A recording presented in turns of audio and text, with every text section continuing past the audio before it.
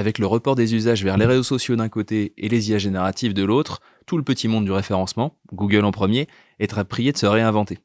Alors quelles sont les conséquences pour les marques en matière de SEO et de SEA? C'est ce qu'on va voir aujourd'hui avec Mathis.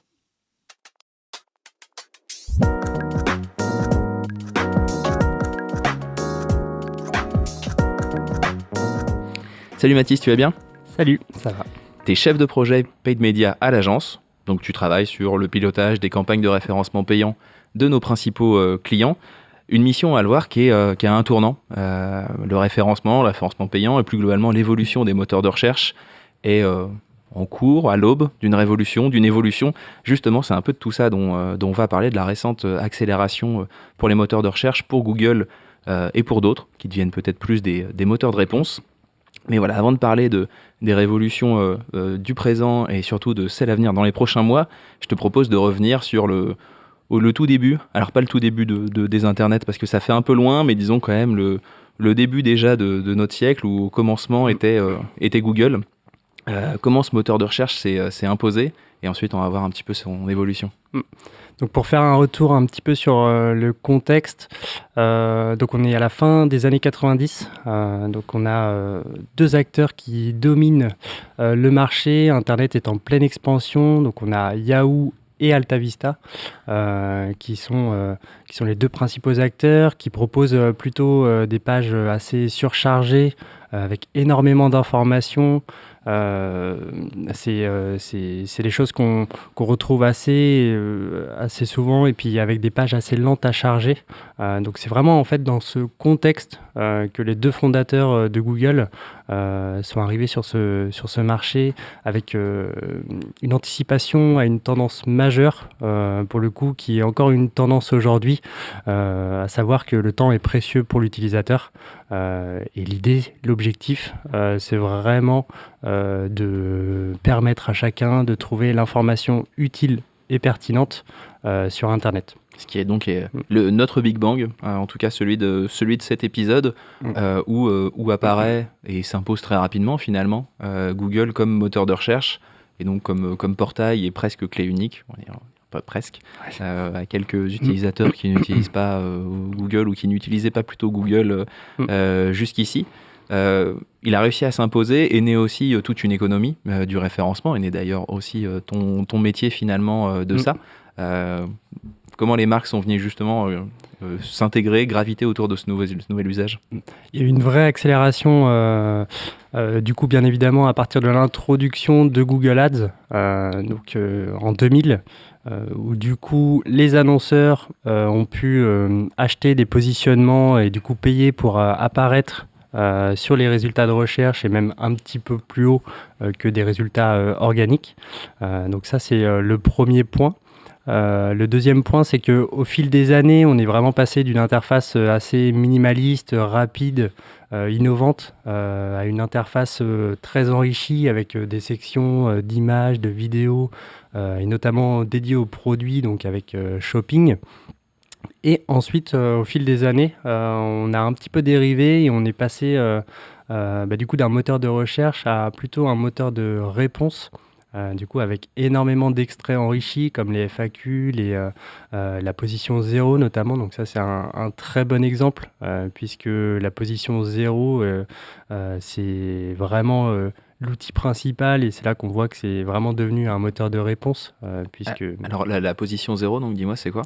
Donc ça, c'est vraiment un encart où c'est une réponse concise et directe qui permet de répondre à une question posée sur la barre de recherche, notamment de Google. Et donc, t'apparais au-dessus des offres, vraiment des réponses payantes. Effectivement, ouais, comme son nom l'indique, c'est vraiment le top classement. Donc, c'est vraiment tout en haut, même plus haut des résultats payants et des résultats organiques. Et puis, ce qui offre et ce qui amplifie ce phénomène de recherche sans clic, puisqu'on a l'information directement. Ça a été un peu le sens de l'histoire, d'avoir du contenu de plus en plus enrichi.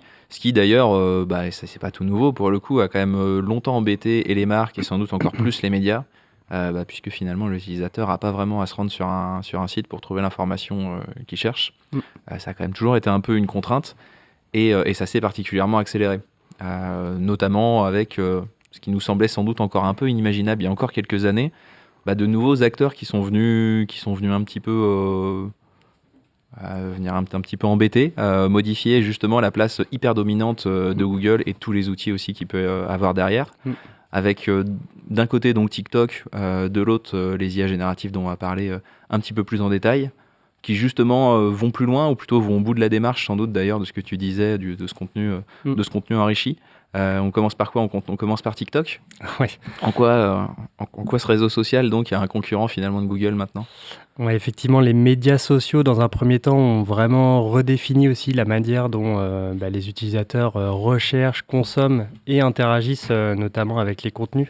Et c'est vrai qu'on voit qu'il y a un vrai report d'usage, notamment sur la génération Z. Ouais, c'est ce que j'allais dire. Moi, je crois que ça y est, hein, c'est fini. Hein. Le passage de TikTok comme moteur de recherche, j'ai pas passé encore le cap. Effectivement, et TikTok l'a bien compris, puisque du coup, il s'impose vraiment comme le moteur de recherche de cette génération, où il souhaite effectivement consommer et interagir avec plutôt des visuels courts et des visuels concrets et plutôt vidéo, pour le coup. Et ça devient vraiment une clé d'entrée. Parce que je me faisais la réflexion, c'est vrai qu'on pense tout le temps à Google. En réalité, moi, il y avait quand même d'autres usages que j'utilisais comme moteur de recherche, mais c'était YouTube, c'était Maps. Selon ce que je cherchais, des informations quand même pas mal YouTube. Je me rends compte, avec du recul, il y a beaucoup de recherches que je fais directement sur YouTube, mais on reste écosystème Google. Donc en termes de données, même en termes de modèles de référencement, on garde ce même principe de régie, avec aussi des outils pro. D'ailleurs, c'est vrai qu'on l'a évoqué très rapidement. Mais la force de Google aussi, ce qu'on voit moins nous le commun des mortels, c'est que c'est une capacité à imposer des outils forts pour vous les professionnels. Ouais, effectivement, Google a toujours réussi à imposer ses standards, que ce soit pour l'utilisateur, les marques, mais aussi par rapport à ses concurrents, dans le sens où ils ont toujours été leaders sur ce marché, effectivement, et avec l'arrivée de ces médias sociaux, mais aussi des IA génératives. Là, on est plus côté Google dans la réaction suite à ces évolutions et aux tendances qui sont vraiment hyper importantes aujourd'hui. Et justement, sur les faits de réaction, on a vu que Google Maps intégrait maintenant une recherche directement par visuel. C'est déjà... alors c'est une bonne évolution, je pense que ça répond vraiment à un usage, mais ça montre bien que là où Google a jusqu'ici vraiment été leader, là elle emboîte le pas, elle est obligée de suivre quand même l'un de ses concurrents. Complètement. D'ailleurs, là, tu parles du cas effectivement pour Google Maps, mais pour revenir un petit peu à TikTok, Google a aussi maintenant créé son propre onglet, sa propre section pour justement répondre. Donc, on est plus dans une phase de réponse plutôt que de devancer ses concurrents. Et là, il propose donc une section vidéo courte qui, à travers une recherche, permet d'avoir uniquement que des vidéos recensées des réseaux sociaux, donc que ce soit Facebook, TikTok, Instagram, etc. Ah, c'est pas que YouTube Shorts. Parce que c'est vrai que je vois que YouTube pousse beaucoup aussi, YouTube Shorts. Pas que, ouais. Okay, c'est vraiment une section dédiée pour le coup. Ouais. Il y a vraiment une volonté de rester quand même justement cette clé d'entrée, quitte à renvoyer sur ce qui va être quand même un nouveau concurrent. Tout à fait.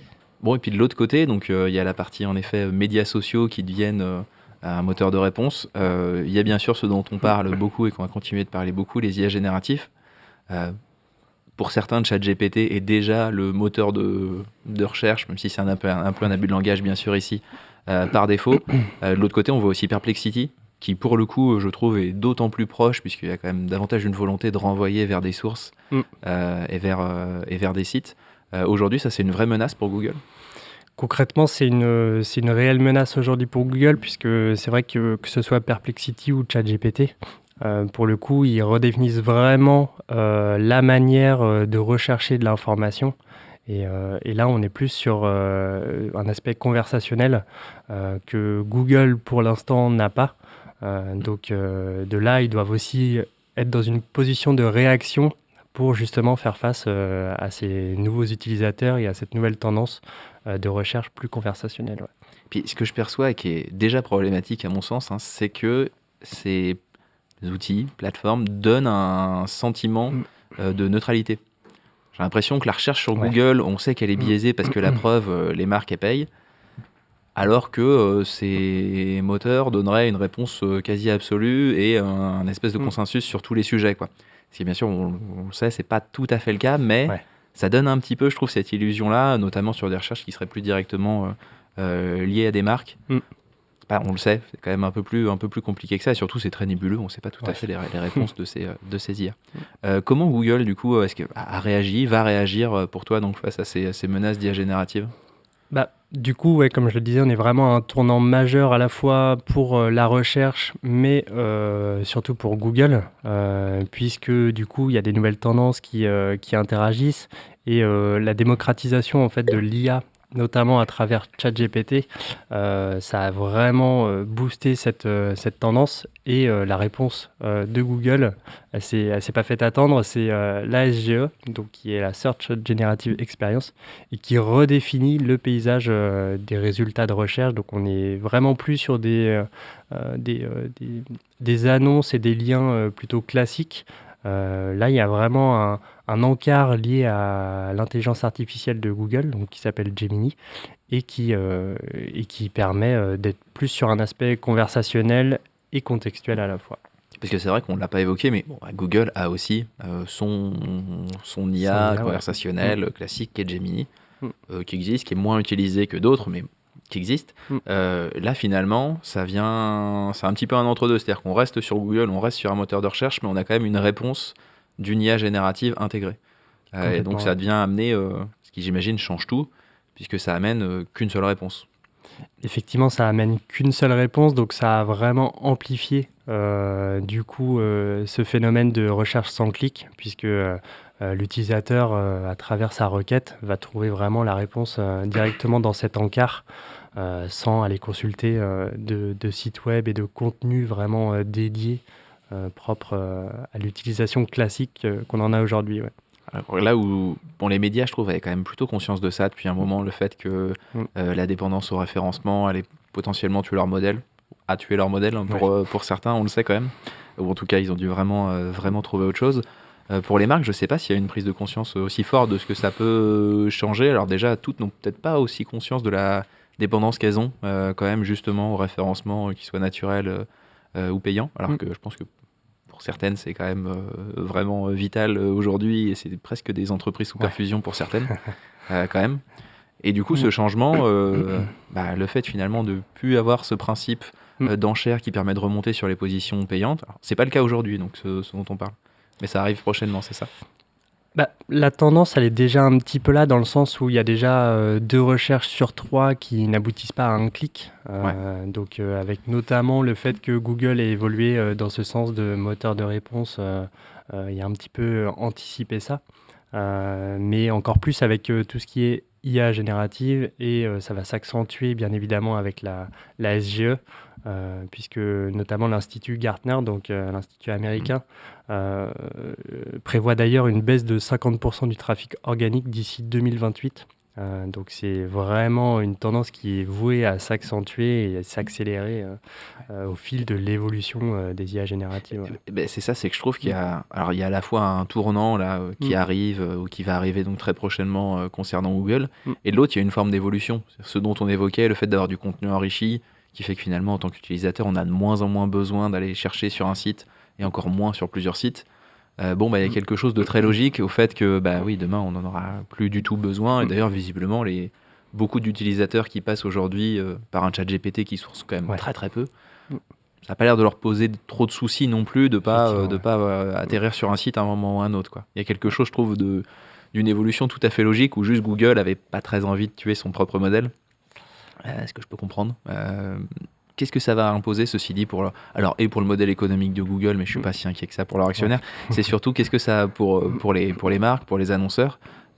Aujourd'hui, donc, cette révolution à venir qui fait qu'il n'y a plus du tout ce modèle d'enchère avec des places sponsorisées, comment les marques vont s'adapter en matière de référencement payant?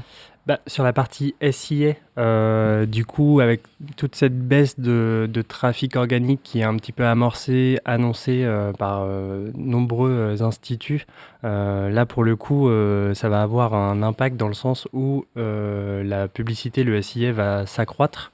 Donc, il y a un petit peu plus d'annonceurs qui vont être présents aussi sur la partie payante de Google, la publicité payante. Ah oui, pour compenser le fait qu'il n'y ait plus ce référencement naturel, finalement, Effectivement, ouais.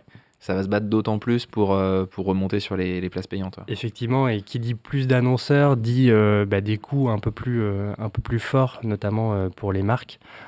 Et du coup, des coûts par clic, des coûts par lead qui vont être aussi un peu plus élevés. Donc, il va un petit peu y avoir une guerre, mais c'est déjà quelque chose qu'on ressent aujourd'hui avec une tendance qui va plutôt dans ce sens-là, avec Ouais. des coûts par clic déjà qui sont plus élevés et des annonceurs plus présents. Ouais. Et les annonceurs en ont conscience de ça, justement, de cette évolution à la fois là, donc il y a aujourd'hui et à venir. C'est encore difficile effectivement à faire comprendre aux annonceurs, mais effectivement avec l'IA générative qui arrive, pour le coup, là, elle n'est pas encore arrivée en France et en Union européenne à cause de pas mal de réglementations et d'accords qui ne sont pas encore faits. Mais effectivement, enfin, cette métaphore, elle est vraiment bien. C'est on sait qu'il y a la vague qui arrive, mais Mm. on l'attend, mais elle n'est pas encore C'est là. ça. Elle Et est loin, mais elle se rapproche. c'est exactement ça. Et les marques, en fait, c'est pour ça qu'elles n'en sont pas encore totalement conscientes de ce point de vue-là. Ouais. Ok. Bon, c'est vrai qu'à prophétiser, c'est pas top le côté augmentation vraiment du clic et la baisse de trafic. Mm. Mais ceci dit, il va falloir s'y préparer, ce qui va avoir une implication, et bon, on n'a pas toutes les réponses non plus côté référencement payant. Côté référencement naturel, qu'est-ce qui va pouvoir être fait pour quand même remonter? Pas mal de changements majeurs effectivement sur le SEO. Ça va être un SEO un petit peu plus technique. Bon, déjà, il y a l'aspect contenu où il va vraiment falloir être plus précis et plus cohérent par rapport aux requêtes des utilisateurs. Mais aussi l'aspect données structurées, donc apporter un petit peu plus de données techniques pour être justement mieux positionné dans cet encart créé par l'IA générative, notamment sur la SGE. C'est ça qui est fou quand même, c'est qu'il y a presque une nouvelle discipline de référencement qui va avoir lieu de comment on fait pour infiltrer ces réponses-là, quoi. Complètement. Et on est aussi sur une approche un peu plus longue traîne, qui est déjà un petit peu le cas aujourd'hui. Hein. Il y a pas mal d'experts SEO qui ont incorporé cette approche longue traîne depuis pas mal de temps. Est-ce Mais que tu peux revenir sur ce qu'est cette approche? donc la longue traîne, c'est un groupement de mots-clés. Donc on est plus sur des questions ou vraiment une approche un peu plus conversationnelle et contextuelle, qui est vraiment en total accord et en totale concordance avec l'IA générative. Donc c'est en ce sens-là où on va moins se diriger comme aujourd'hui vers des mots-clés plus populaires et plus recherchés, mais demain plus vers des mots-clés longue traîne avec plus de conversation, plus de contextualisation. Ouais. Et c'est vrai que ce qu'on voit déjà beaucoup, c'est le côté FAQ, et ce côté foire à questions qu'on a avec des questions où d'ailleurs les gens se posent à mon avis qu'à moitié. Et on voit bien qu'il y a déjà une volonté quand même plus de répondre aux questions de potentiels robots Google qui viendraient justement auditer un site que de répondre déjà aux gens. J'imagine qu'il y a déjà une anticipation là-dessus pour le référencement naturel. Ouais, avec la position 0, très clairement, il y a eu énormément d'experts et de marques qui se sont vraiment attelés à cette position 0 et il y a eu une course vraiment au positionnement sur cet espace, cet encart. Et effectivement, c'est vrai que on est vraiment sur ce phénomène de recherche sans clic, mais avec tout un aspect technique derrière pour justement capter ce trafic d'un point de vue SEO. Là aussi, il y a quelque chose qui est de l'ordre de la suite logique. On sait déjà qu'on fait des sites en partie pour des utilisateurs, en partie pour qu'ils soient compris par Google. C'est pas tout à fait une nouveauté. Ouais. Mais bon, avec donc les 2 tiers de recherche en clic que tu disais, on va même d'abord le faire en finale pour Google et un petit peu pour des utilisateurs qui se seraient perdus en chemin. Il y a quand même une vision là-dessus qui est assez dingue, assez surprenante, mais en partie une réalité. Et puis pour nous, alors il y a un aspect technique pour réussir à remonter en matière de référencement. Et puis bien sûr, pour l'expression des marques, ça va laisser quand même assez peu de place. Là aussi, c'est la suite logique finalement de tout ce qui est fait sur ces sites. Mais ça laisse peu de place, je trouve, pour la tonalité, peu de place pour le branding. Enfin, voilà, quelque part, ça répond aussi à la requête des gens, ce qui quand même leur amène un service, il faut quand même en avoir conscience. De l'autre côté, ça permet pas vraiment aux marques de vraiment exprimer qui elles sont. Alors comment elles vont réussir quand même à s'intégrer et à pouvoir exprimer un peu de singularité? Complètement, effectivement, avec la SGE, notamment sur Google, il y a un vrai défi identitaire dans le sens où les réponses propulsées par l'IA, elles compilent en fait différentes sources donc, de différents sites web. Donc c'est là où l'aspect identitaire, branding et DA est un petit peu masqué à travers toutes ces sources. Mais effectivement, il va y avoir un vrai enjeu pour les marques de se différencier, de se diversifier aussi en termes de canaux pour continuer à avoir cette identité propre à eux, que ce soit en termes de vidéo, de visuel et aussi en termes de wording et de contextualisation. Ouais. Ouais, c'est ça. Ça va vraiment être sur deux terrains, à la fois vraiment amener, je trouve, de la valeur d'usage et être vraiment sur les mots-clés, les réponses, au plus proche des réponses. Mm. Et puis, l'avantage, c'est et on en parle souvent ici, c'est quand même pas les terrains d'expression et donc les terrains de jeu pour les communicants qui montent, qui manquent autre part ailleurs. Ouais. Heureusement, on devrait quand même pouvoir raconter encore de belles histoires pour les marques un moment, j'espère en tout cas. Effectivement. Mathis, merci beaucoup. Merci à toi. Et puis, écoute, j'imagine que c'est un sujet qui, on le sait, va évoluer donc dans les prochains mois. Donc, écoute, j'espère qu'on aura l'occasion d'en reparler autour de cette table. Avec plaisir. Merci à vous également d'avoir suivi cet épisode. C'était donc UV. Vous pouvez retrouver les autres épisodes sur notre site, thelinks.fr. À bientôt.